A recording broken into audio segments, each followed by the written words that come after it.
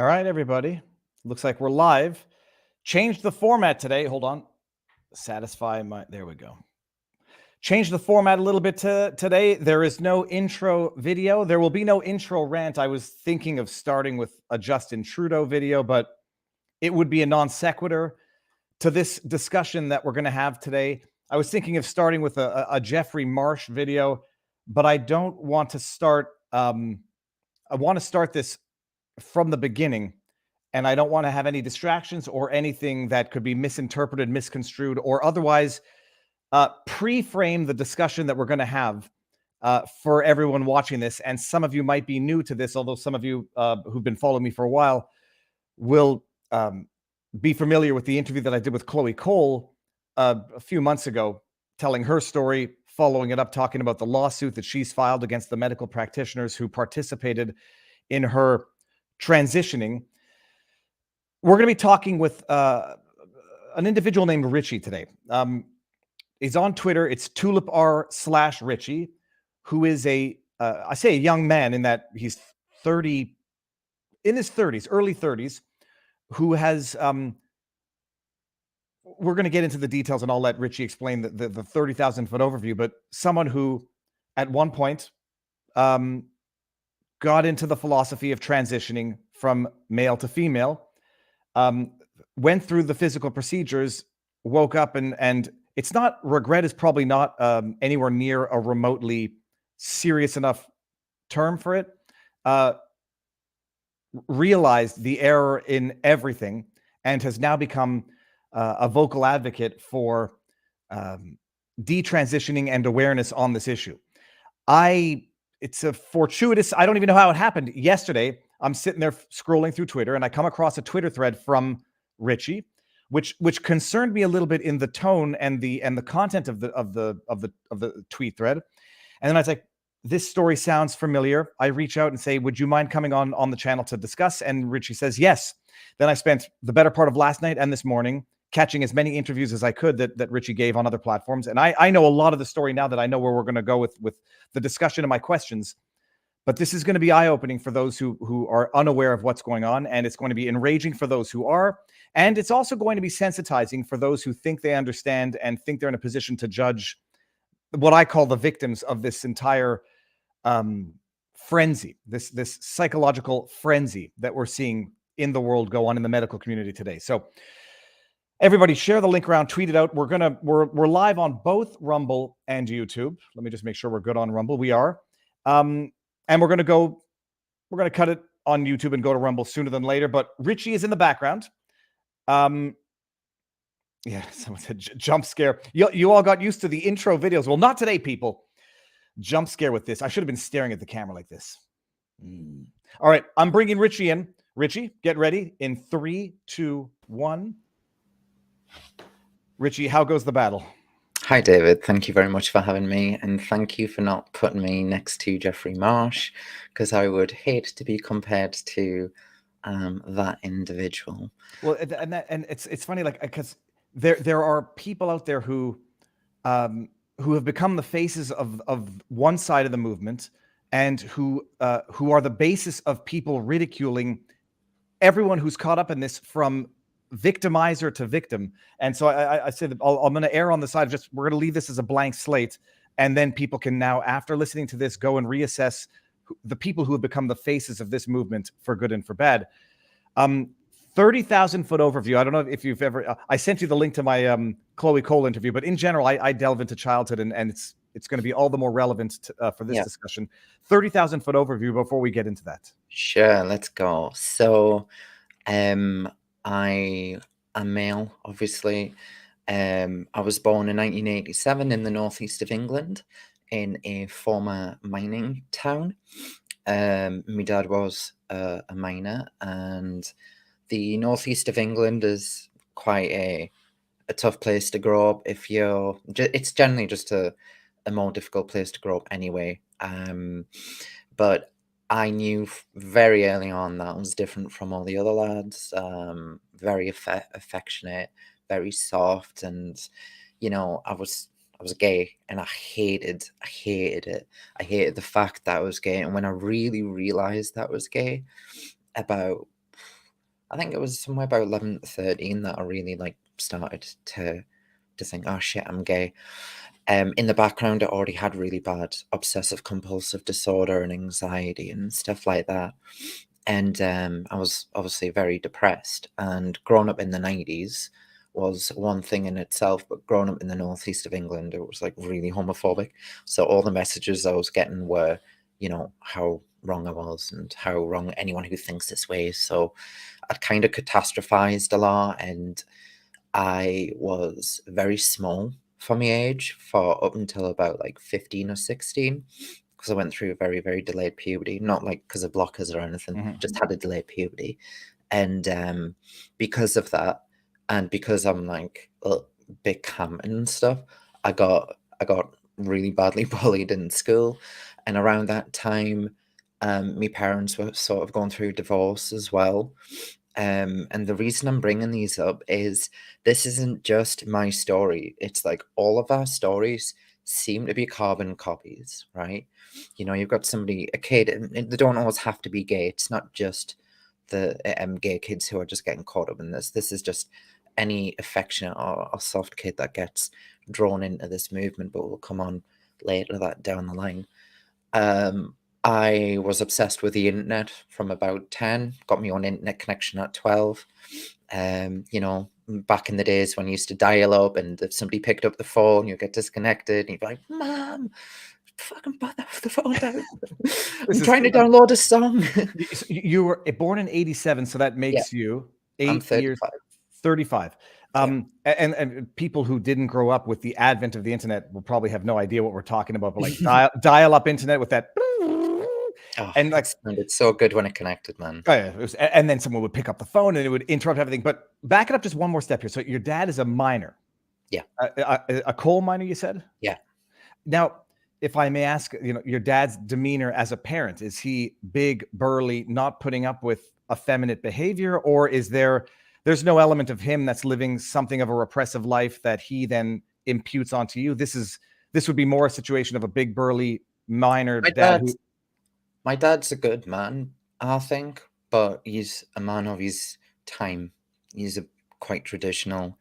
You would say he's quite he's not like pushing people over, but he didn't take any shit. I've seen him confront people and stuff like that, and scary dude. To be on the wrong side of him. But I think because I was the youngest and I had an older brother, me and my brother were like totally different. My brother was very much like him, he's very easily masculine, and he just wasn't like me. And I think my dad was just like, meh, whatever, I've got one straight son, so whatever. So I don't think I think when it comes down to like the sense of like rejection and fear and stuff like that, I think a lot of it was my catastrophization because of what I'd seen. When in sense, I think parents know the kids quite well from a young age anyway. Like when I was initially, when I was very little, like when I was 4, I demanded like like a play kitchen that was normally for girls and stuff, and he went fucking ballistic on that. But I got it anyway, and nothing, well, I'll say nothing happened, but something did. We'll get on to that. And about when I got to about 7 or 8, and I was trying to be a ballerina, and I know it's really cringe, but whatever. um and I had like a very, very typical experience as an effeminate boy growing up. It was just a very hard environment to do it in. And I think a lot of it was like the fear of that. And, but I think so, if I, sorry, but your dad now, so that I'm just giving him the name of the minor dad, burly minor dad. He has a kid. You're the youngest of 3, 2 boys, 1 girl. yeah, my sister's the oldest, and then Okay. me and my brother. And so he's got the youngest kid is into kitchen sets and ballerina at the age of 7 or 8. Is he trying to talk you out of this, or, No, and there's no coercion, there's no sort of, it's just like, no. okay, now when you say parents know their kids, they do, but sometimes they also live in the most serious of denials where they say, my kid's not gay, as if that would be a bad thing. Was your dad in denial, or was it just acceptance, or was it sort of dismissive, like, okay, I'm going to write that one off and I'm going to focus on the one who's not gay? Maybe. It's hard to tell. I'm reluctant to speak for him because I've never sat down and had a proper conversation with him. We are quite distant now because of transition, but we are like in contact, but I haven't seen him in quite a few years. And like we've got like very limited text contact and stuff. What happened was when my parents divorced when I was like 16, when it got like put through and everything, I became a little bit resentful and distrustful of my dad because of like affairs and stuff, and I'd learned about this myself like before that. Because my dad was using the internet to hook up with people and shit, right? And obviously I'm like, perpetually online. Of course I'm gonna know what everyone else is doing on the computer. And because of that, I had this real sort of sense of like, I kind of like I hated him for it, to be honest. And it took a long time to get past that. And when I was in my early 20s and I was like matured past that teenage angst of hating your dad for walking out on the family, whatever, right? We're getting sort of like making amends, and it was nice. And then I transitioned, and fuck, that just threw a pipe in the wrench completely. 11 to 12 to 13, you definitively know you're gay. How does that affect you growing up, going to school, and demeanor wise? Are you living in shame, in hiding it, or shame, denial, completely? Did not want to acknowledge it. Terrified to acknowledge it, even though everyone else was like saying it. You're like, we know, like in a way, like I think a lot of everyone saw it coming before I did, ironically enough. And I think it was one of those things where I just built up the fear so much in my head, and that had really built up like the sense of this is going to be a terrible outcome for everyone, least of all me. But no one gave a shit, really. I think my mother knew very early on I was like different, and that, and I think for me and my dad, I think you might be right that there was a sense of denial in both of us. But there was definitely some acknowledgement. But what it did do is when I'm like 11 to 13 is it made that OCD really, really bad, and made it worse. And the anxiety just got like out of control. And I went on the internet to talk with while I was looking for other gay people my age. But the late 90s in chat rooms, when you're like 12 and 13, were not safe places. You did not find other kids your age, funnily enough. You just found predators. And I had a period of time when I was just talking to these men. And it originally started on games like Diablo 2, because you had like this chat function in the game. what's the game? Diablo 2? Diablo 2, man. Total brilliant game, you know Diablo at all? I was never much into that. This was when Blizzard wasn't like totally shit, right? I have no idea what Blizzard is. It's a game. All right, okay, never mind. It's a game. Are these like interactive fighting games, or are they like Minecraft? World of Warcraft? Yeah, kind of, I guess. Yeah, that's Blizzard. Blizzard made that. Yeah. And so you have the chat function where you go to meet and like, when I was a kid, I was talking to people on the internet. I used to play a game called Acrophobia, which had a private chat, or it had a main chat and a private chat. Yeah. And you realize now that people back then were not who they said they were, but you're now a young gay kid looking to meet, innocently, naively, and genuinely trying to meet other kids who are going through the same thing. And you quickly realize that these are not kids, but rather adult predators online looking to meet kids.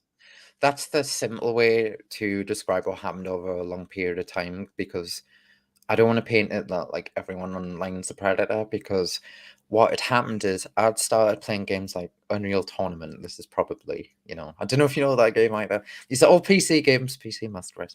And I started like chatting with like loads of guys in there, as a lot of internet gaming is predominantly like occupied by males. So I became very used to talking with people, and it just felt like a mutual sort of thing. But there was always like this boundary pushing conversation that would happen at one point or another, and it wasn't like it was if I was going online and I'm going to search out these men. It was there was a lot of opportunism as well, and I was so desperate to talk about these things, but in my own way that I knew how to. And my only safe guiding factor when I was 12 and 13 was the internet speeds were really shit. So there wasn't that danger for the cam stuff until 2000, when for my 13th birthday, I'd saved up money to get a webcam, and it was quite expensive then because it was like the early LifeCam webcams, like 360p ones. And by that point, I had like Skype, MSN, ICQ. I had all these identities and easily reachable, and you've got shit self-esteem. You're getting bullied, and you're spending more time online. And you talk to these guys, and they just tell you what you want to hear, and one thing just leads to another, and before you know it, you're just doing what they want you to do. I'm reluctant to ask the question, and we talked for a couple of minutes before this, and I told you, like, I ask a lot of questions. There's nothing malicious, and there's nothing. I don't know what the opposite of exhibitionist is. It's not like rubbernecking that I'm asking these questions. It's because this is a world that people either don't know about, don't fully understand, or don't want to understand. When you're does this online interaction actually result in real life meetup? No. Okay. No, so, that fortunately never ever happened. Never ever happened once. So you're 12, 13, and now 87. So in 2000, you're 13. You get a webcam, and things start getting worse in terms of the rabbit hole of the interwebs. When does it? What I was doing as well, like requests. So there were like you would get a request to take a picture or a snapshot because you couldn't really have video calls that well. You could, like later on when I was like 16, 17, but by then it was in a way there was like a degree of protection because of the bandwidth issue. So you could only really do snapshots of your webcam. So it would be like take off your shirt and shows your chest, snapshot that sort of thing. And like it would be like dumb things like hold this object in this way, but you don't know what you're doing. You're just fulfilling these requests that you think are stupid, but they're getting a sexual kick from. Because it's all like somehow linked back to I don't know what it is. It's some dominating crap. But I did that for a couple of years. And when I got a 15, 16 and you had videos, I started doing video calls. But that's when I realized all the guys were like, I wasn't attracted to any of them because I didn't really like seeing them. We're just like old men, basically. Like one of them was like most certainly at least the same age as my granddad or older, and I'll never forget that video call, like what happened in there. But that was the shit bits of the internet, but that wasn't all the time. That was like that time when you're not playing the games and you're not doing whatever you're doing as a teenager. It was like the later points in the evening and stuff like that, when you get fueled and stuff, as I say. And that's what led to that. But the reason I mention that is for a lot of detrans males, because males and females have got a totally different pipeline, is whether it was in early transition or before they were transition, there's always this period of like overexposing themselves online, whether it's to other adults or other children or adults as children when they are kids. But there's like, again, this doesn't apply to every single trans person. I'm just talking about the people like me who have got a lot of mental health issues, and you come into this for the wrong reasons, to escape yourself. And doing everything that I did initially did kind of give us a little bit of a confidence boost, but it also eradicated my self-esteem because I had this fear of what would happen if those pictures get leaked out in school to my family and stuff like that. There was always that fear in the background, and I always believed that I was going to get in trouble for it somehow. I don't know. It was probably what was being said to me, and I can't remember the exact details, but it was something along the lines that what I was doing by sharing pictures was illegal because of my age, so I would get in trouble. Do you know what I mean? Yep. So that's kind of what some of the panic was. And obviously I had the bullying, and I had a what's called a cholesterol hematoma, which is like a really bad ear infection that eats at the bone.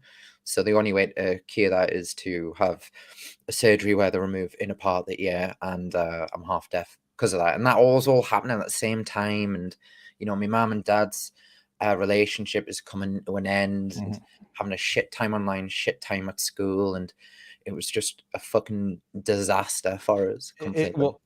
Like the perfect storm of vulnerable children who can be exploited for ideological purposes. The question that I had was this. Now, you mentioned OCD. I imagine you've since been diagnosed. Were you seeing any therapists at the time as a child, or is this sort of a This retro? is like different time period, that just didn't happen. Mhm. It was rare for kids to go see therapists and that, and probably just as well because I think of all the therapy I've ever had, and I don't know if it's ever really helped anything. I Well, really I can tell don't. you what. Listening to a bunch of interviews, it certainly has helped you now put things into perspective and actually understand your responses. I've listened to a few interviews, and in one of them, I forget which one, where you described yourself as, or you were described as aggressively smart, or I forget how you described it. But and I'm thinking like aggressively smart and very fragile as well, or vulnerable, and that it explains a bit of the trajectory. But okay, so you're a teenager, a kid, gay, living with that sort of shame in an era where it wasn't as popular as it is today. Parents are getting divorced. Dad has had some issues that cause some animosity. Um, when does it take the path into changing? People take issue with the term transition So because you can't, but like when does it go to there? Because one of my underlying I theories is that from go for it. from a very young age, I wanted to be seen as a girl, and that is a very natural reaction for kids who most likely end up gay. It's so normal. And it's because you relate to your female peers, and not in matters of sexuality, you just in interest and demeanor and how you are and stuff like that. So you think, oh, therefore I must be a girl and I want to be seen as a girl because that's my crowd. I don't fit in with these boys because I'm not like them, they're playing with mud and stuff, and I'm not interested in that, right? That's that sort of thing.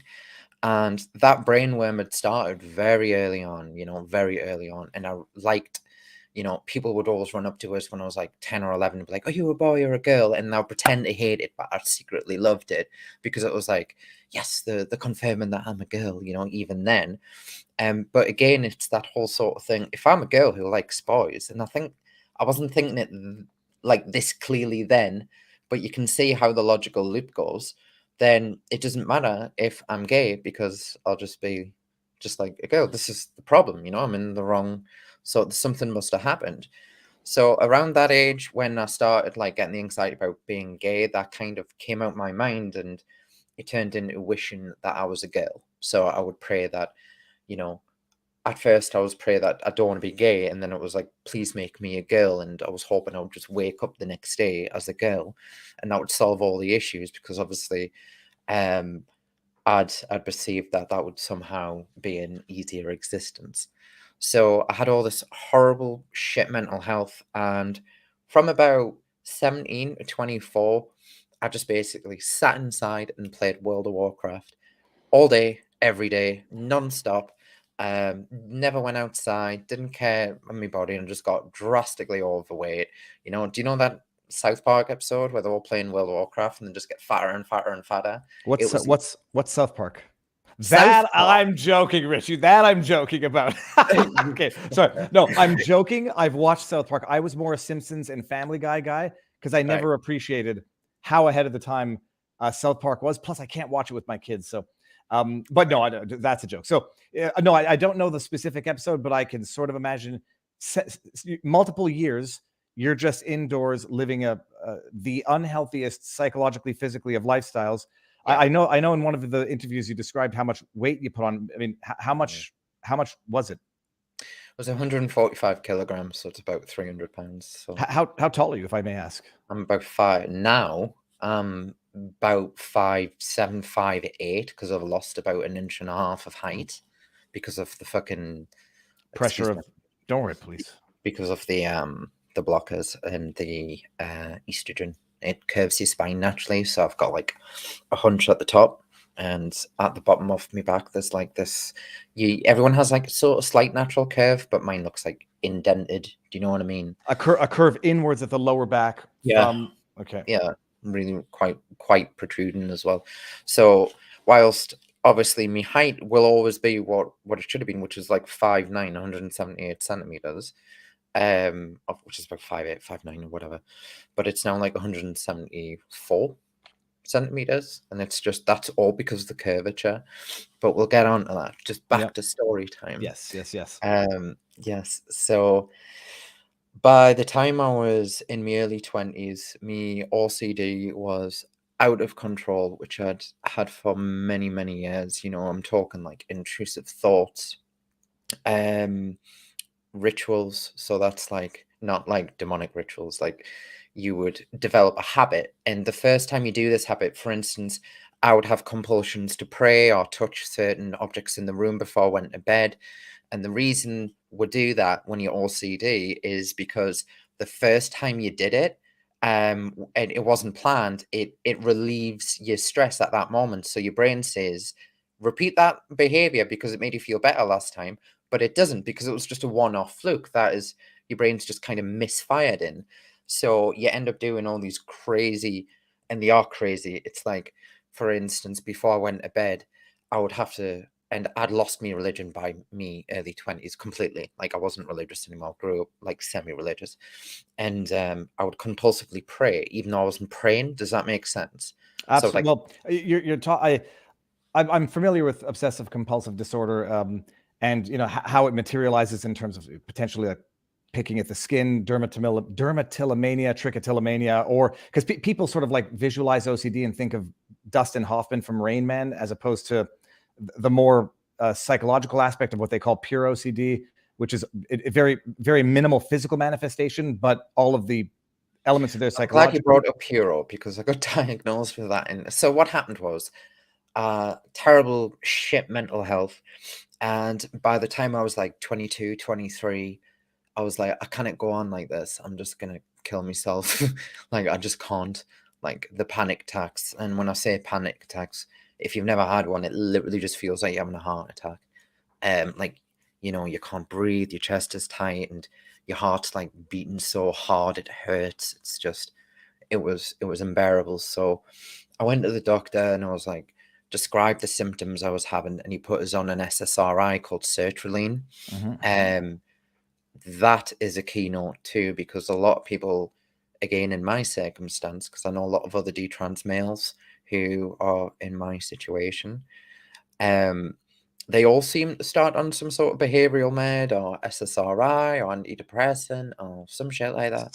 Something uptake in, what is it? Uptake inhibitor. Serotonin uptake inhibitor, neural inhibitor. I should know this. I've been on it for like over a decade now, so I should know it. I'm still on it now because I can't. I'm on like a very, very high dose, and I can't come off it because when I come off it, I get really bad. So it's obviously working still. And